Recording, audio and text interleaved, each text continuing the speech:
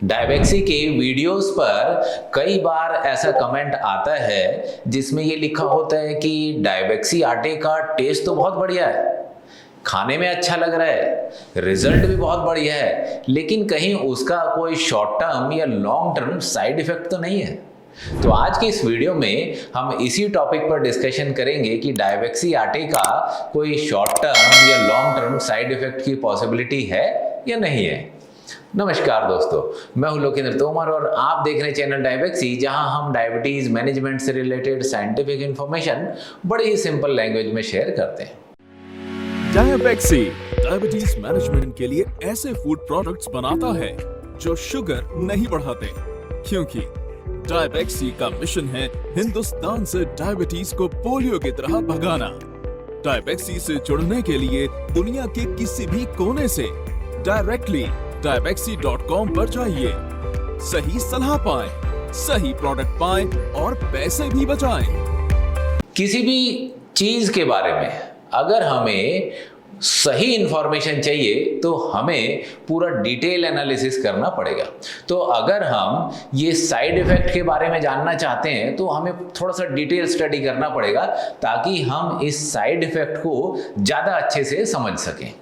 तो हम एकदम शुरू से शुरू करते हैं कि जब भी हम कोई खाना खाते हैं तो खाने में दो मेजर कंपोनेंट हो सकते हैं। तो जो पहला कंपोनेंट है वो फूड में होता है मैक्रोन्यूट्रिएंट और जो दूसरा कंपोनेंट होता है वो होता है माइक्रोन्यूट्रिएंट। अब जो मैक्रोन्यूट्रिएंट है उसमें होगा फैट, प्रोटीन और कार्बोहाइड्रेट, और जो माइक्रोन्यूट्रिएंट है उसमें होगा विटामिन्स, मिनरल्स, एंटीऑक्सीडेंट, फाइटोन्यूट्रिएंट, ऐसी कई सारी चीजें एज ए माइक्रोन्यूट्रिएंट हो सकती हैं। लेकिन जो मेजर पोर्शन है खाने का वो तो फैट, प्रोटीन, कार्बोहाइड्रेट ही है। और अब हम ये जानते हैं कि इनमें एनर्जी कितनी निकलती है। अगर हम 1 ग्राम प्रोटीन या कार्बोहाइड्रेट खाते हैं तो 4 किलो कैलोरीज निकलती हैं, और अगर हम 1 ग्राम फैट खाते हैं तो उसमें से 9 किलो कैलोरीज निकलती हैं। तो इसका मतलब कि अगर हम फैट खाते हैं तो हमें ज़्यादा एनर्जी मिलती है, कार्बोहाइड्रेट खाने से हमें कम एनर्जी मिलती है।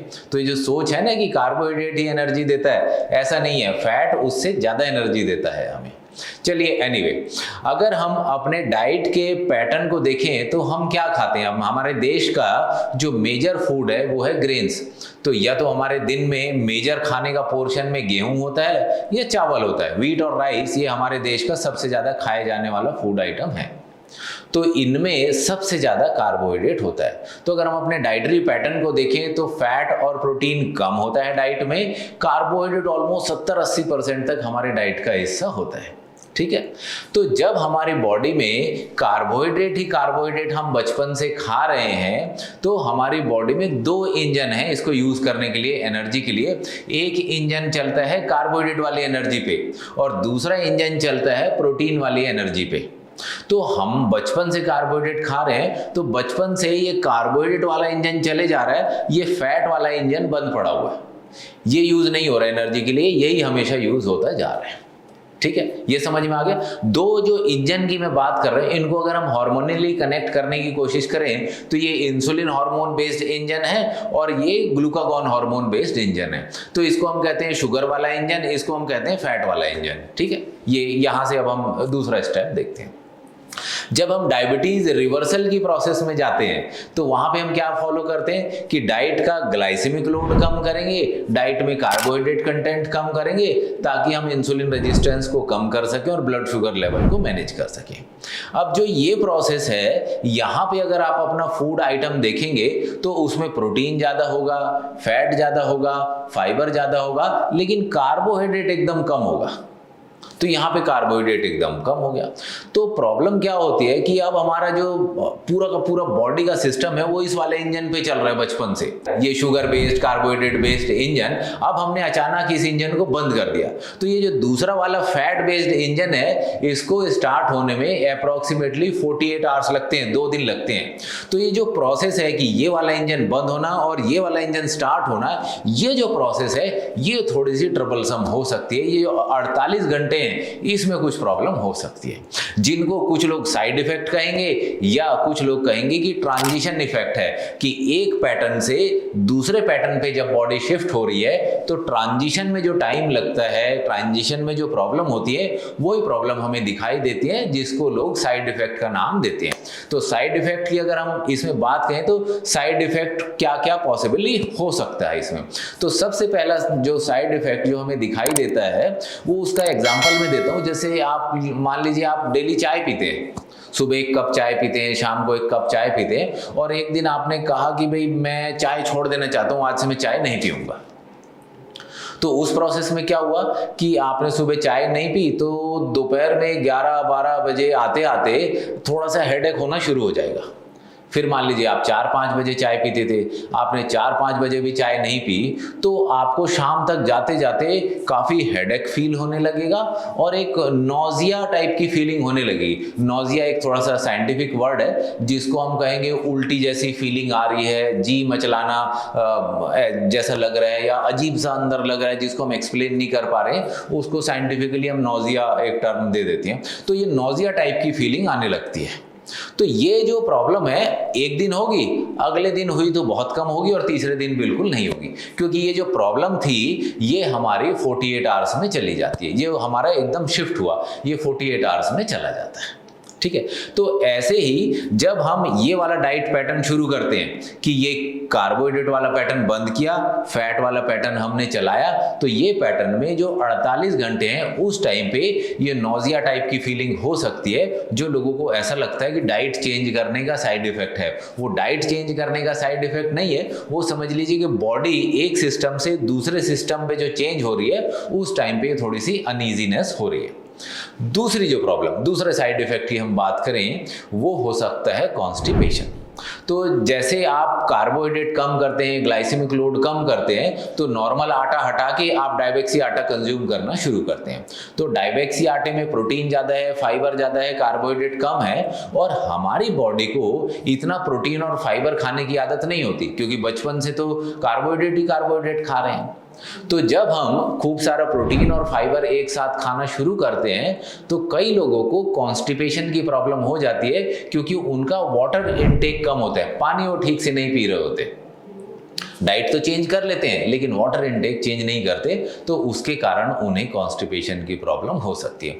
तो अगर ऐसा हो रहा है कि जैसे ही आपने शुरू किया और आपको लगता है कि अगले दिन से आपको कॉन्स्टिपेशन होना शुरू हो गया, तो आप उसके लिए एक बड़ा ही सिंपल जो घर में आप कर सकते हैं, वो उपाय कर सकते हैं। वो 1 गिलास आप पानी ले लीजिए, उसमें थोड़ा सा बेकिंग सोडा और थोड़ा सा आप ये मिनरल सॉल्ट मिला दीजिए।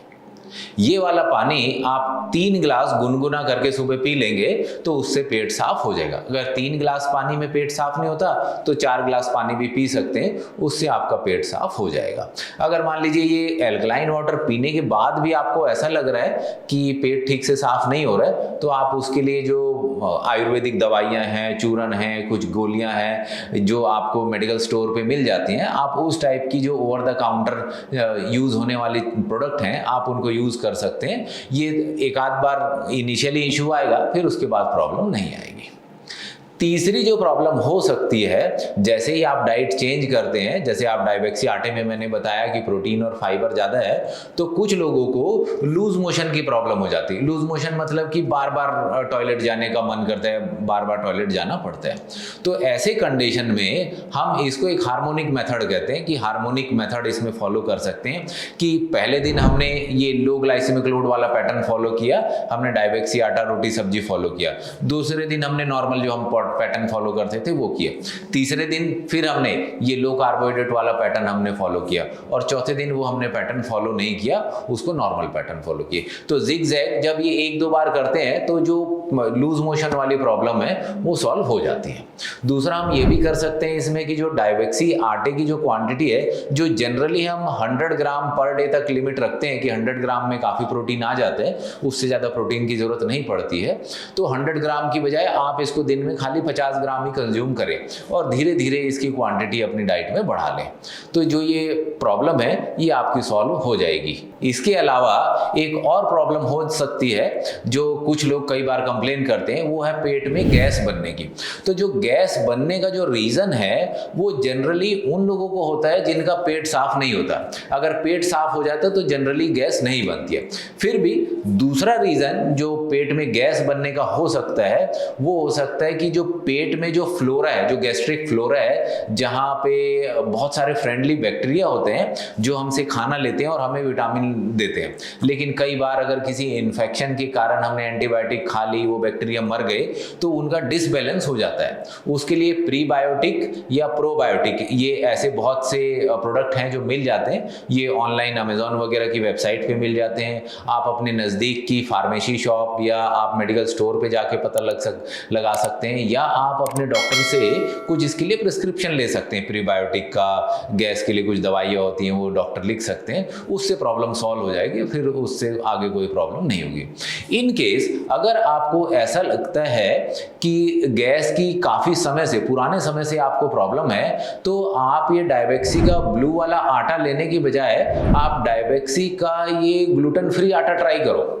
बहुत से लोगों को मैंने ऐसा देखा है कि जो डायबेक्सी आटे की बजाय ये डायबेक्सी का ग्लूटेन फ्री आटा यूज करते हैं, उनको फिर कभी गैस की प्रॉब्लम नहीं होती। तो जो ये ग्लूटेन फ्री आटा है, इसको अगर हम एस्टिमेटेड ग्लाइसेमिक लोड के बेसिस पे कंपेयर करेंगे तो जो ब्लू वाला आटा है इसका एस्टिमेटेड ग्लाइसेमिक लोड 7 है और ये ग्लूटेन फ्री वाले का अप्रोक्सीमेटली 10 आता है कैलकुलेशन से। इसके अलावा एक और प्रॉब्लम कुछ लोगों को हो सकती है, वो है कि नट से एलर्जी। कई लोगों को नट्स खाने की इतनी आदत नहीं होती है और सडनली जब हम ये पैटर्न फॉलो करते हैं कम ग्लाइसेमिक लोड वाला, तो इसमें नट्स एंड सीड्स की क्वांटिटी बढ़ जाती है और डायबेक्सी आटे में नट्स एंड सीड्स है, तो कुछ लोगों को ऐसा लगता है कि गर्मी हो रही है, कुछ फुंसी जैसा बॉडी में निकल रहा है, एलर्जी जैसा फील हो रहा है। तो आप डायबेक्सी आटे का ब्लू पैकेट फॉलो करने की बजाय आप डायबेक्सी आटा लाइट यूज करें। इसमें कोई भी नट्स एंड सीड्स नहीं है, ये नट फ्री आटा है, डायबेक्सी आटा लाइट। तो इसकी कीमत भी कम है क्योंकि इसमें नट्स एंड सीड्स नहीं है, तो इसकी कीमत कम हो जाती है। जैसे रॉ मटेरियल की कीमत चेंज होती है वैसे प्रोडक्ट की कीमत भी चेंज हो जाती है। तो और ये खाने में भी एकदम गेहूं के आटे जैसा लगता है, कॉस्ट भी कम है, ये भी आपको आटा सूट करेगा।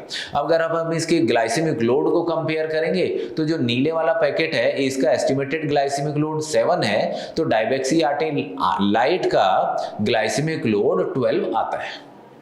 तो थोड़ा सा ग्लाइसेमिक लोड ज़्यादा है, लेकिन अगर आपको ये वाला सूट करता है तो आप इसको ले लीजिए, क्योंकि नॉर्मल आटे से तो बहुत बढ़िया है। नॉर्मल आटे का जो ग्लाइसेमिक लोड एस्टिमेटेड आता है वो अप्रोक्सीमेटली 50 के आसपास रहता है।